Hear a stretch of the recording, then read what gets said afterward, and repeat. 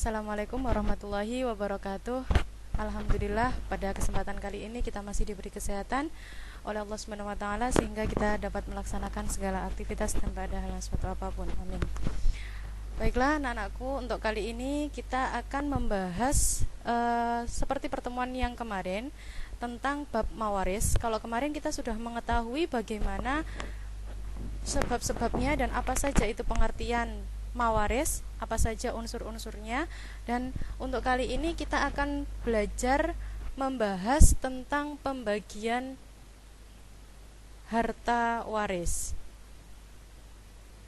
Nah, kemarin ada dua ahli waris yang disebut ahli waris asobah dan juga ahli waris dzawil furud.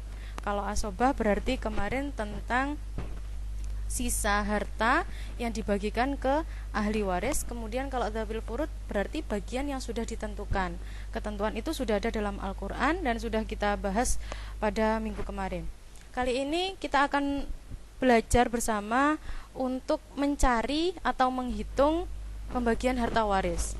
Untuk kali ini kita akan belajar menghitung bagiannya asobah. Jadi asobah itu nanti ada 3 bagiannya, yaitu asobah binafsi, yang berarti asobah binafsi itu menerima sisa harta dengan sendirian tanpa ada temannya.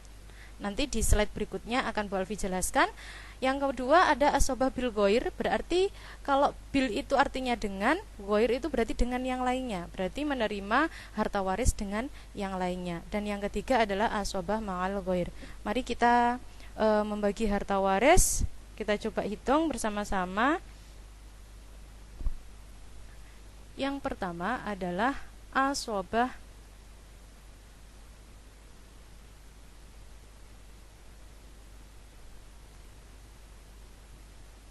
bin nafsi.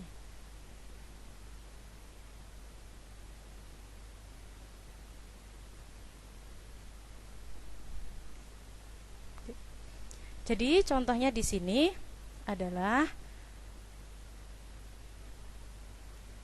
seorang mayit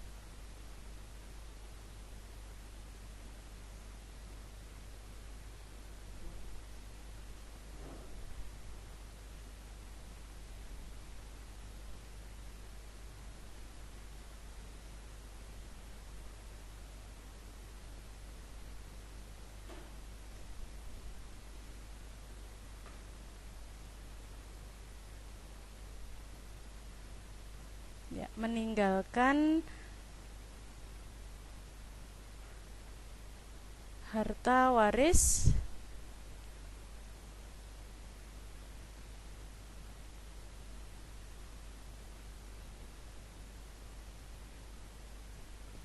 sebanyak 2 juta rupiah.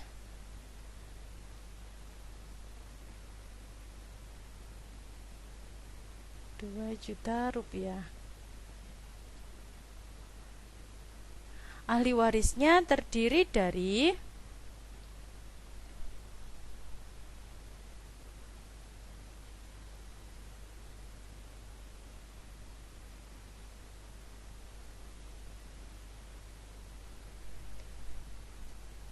yaitu suami, kemudian ibu, dan 1 anak laki-laki.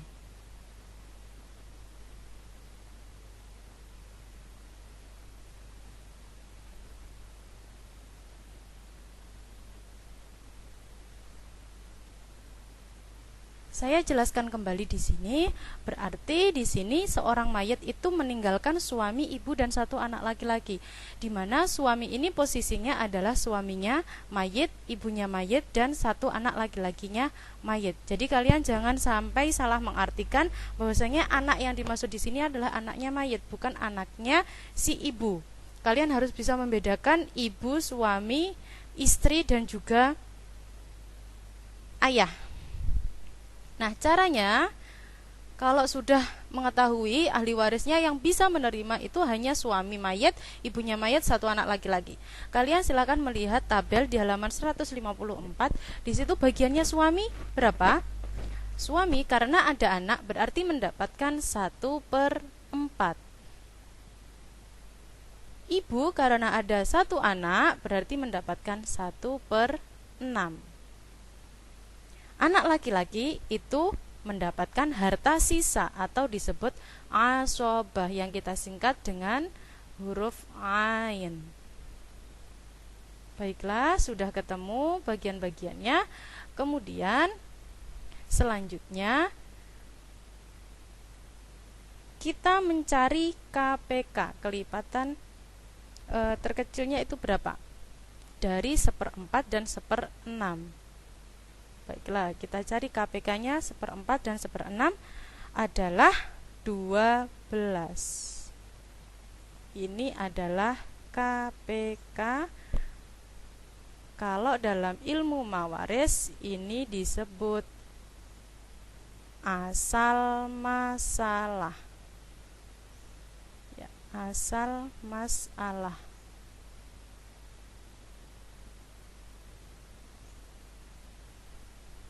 Nah, setelah ketemu dengan KPK-nya 12, kita lanjut bagi ke 1/4. 4 kali berapa dapat 12? Berarti di sini kita tulis 3. 6 dapat berapa kali berapa dapat 12? Di sini kita tulis 2. Asobahnya tetap ditulis asobah.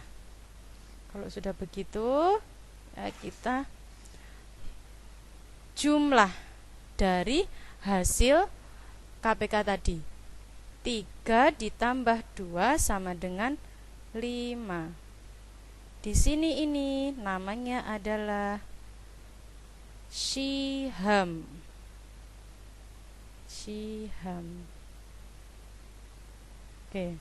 Kalau sudah ketemu seperti ini, maka kita tinggal membagi 3 per KPK-nya dikalikan harta warisnya 2 juta.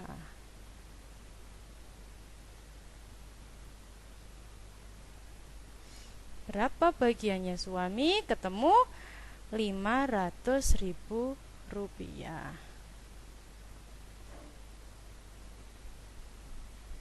Sekarang kita mencari bagiannya ibu. Berarti 2/12 dikali harta warisnya 2 juta.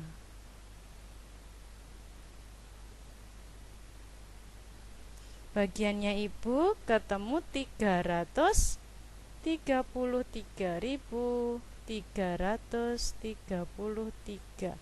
Kenapa tidak dibulatkan di sini? Nah, karena untuk mengatasi ketika nanti dijumlahkan hasilnya bisa jadi tidak 0.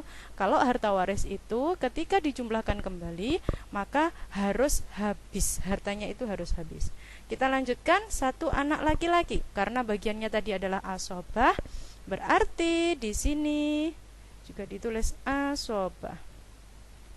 Sisa hartanya berapa? Setelah 2 juta itu tadi dikurangi 500. Jadi di sini karena sisanya berarti 2 juta. Oke. Dikurang 500.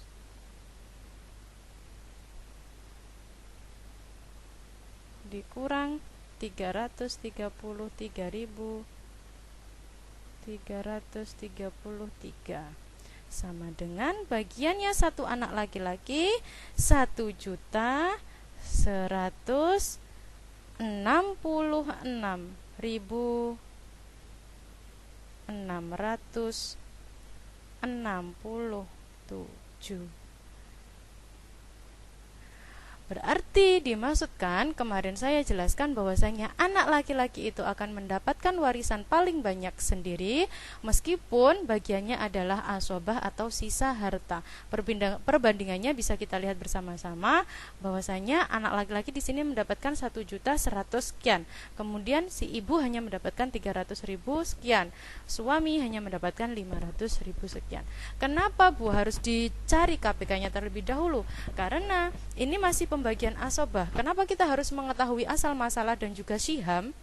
Karena ketika nanti mau menghitung atau mencari nasab atau mencari ahli warisnya dan di situ tidak ada ahli waris asobah, maka bisa jadi harta yang akan dibagi itu nanti bisa lebih, bisa juga berkurang. Ketika harta itu nanti yang dibagi lebih, maka kelebihannya itu akan diberikan ke siapa? Nah, itu kan bukan berarti dibagi lagi, namanya tidak adil. Atau kalau kurang, misalkan hartanya itu nanti kurang, karena tidak dicari dulu Syiham dan juga KPK-nya, maka harta itu kalau kurang mau diambilkan di mana? Berarti cara menghitungnya tetap tidak adil. Jadi walaupun ketika dicari KPK atau tidak dicari KPK, misalkan 1/4 langsung dikalikan 2 juta dan dicari KPK hasilnya sama, tetapi harus dibiasakan cara mencarinya adalah seperti ini. Karena perhitungan yang akan kita pelajari itu bukan hanya perhitungan dalam bab asobah saja. Seperti itu. Oke. Kita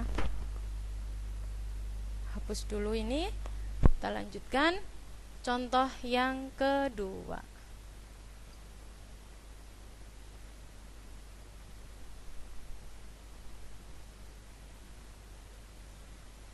Kita hapus dulu. Jadi nanti silakan yang mungkin ada yang masih bingung bisa ditanyakan dalam forum di Google Classroom. Dan jangan lupa contoh-contoh ini nanti silakan ditulis terlebih dahulu di buku tulis masing-masing agar kalian ketika mengerjakan tidak bingung. Oke. Apakah yang menerima asobah hanya anak laki-laki saja? Nah, seperti yang saya jelaskan minggu lalu, bahwasanya yang menerima asobah itu tidak hanya bagian anak laki-laki saja. Asobah itu adalah pihak laki-laki. Tetapi jika di situ ada anak laki-laki, maka pihak laki-laki lain itu akan terhalang oleh anak laki-laki. Karena anak laki-laki itu posisinya paling atas, dia tidak bisa terhalang oleh ahli waris yang lainnya, tetapi bisa menghalangi ahli waris yang lainnya. Saya contohkan di sini, misalkan ini jika asobahnya bukan anak laki-laki, si mayit, ya, oke, mayit di sini meninggalkan harta waris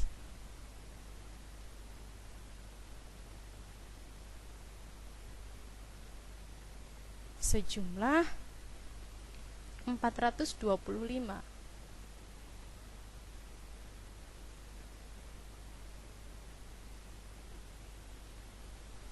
Ahli warisnya terdiri dari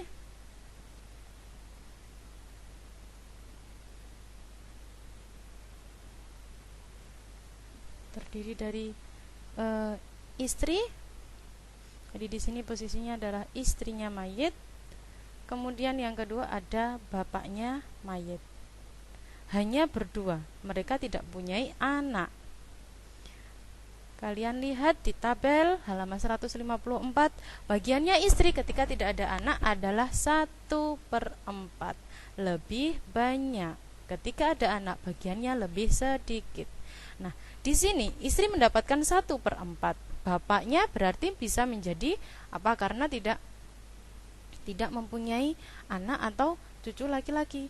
Nah, di sini bisa mendapatkan asobah, menggantikan posisi dari si anak laki-laki.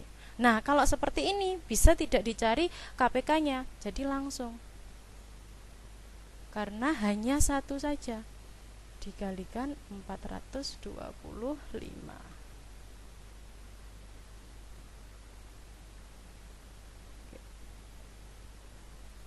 Yang ini menerima asobah. Berarti 1/4 kali 425, istri mendapatkan 106.250.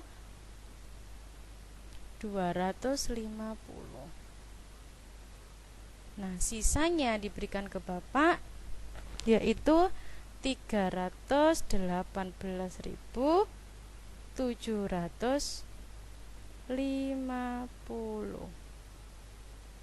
Begitu. Nah, nanti bisa untuk asobah binafsi Contohnya seperti ini, saya berikan 2 contoh. Nah, nanti setelah ini saya akan memberikan soal sebagai latihan kalian. Coba dikerjakan, nanti bisa cek di Google Classroom masing-masing. Nah, untuk pertemuan kali ini kita cukupkan dan kita akhiri dengan membaca hamdalah.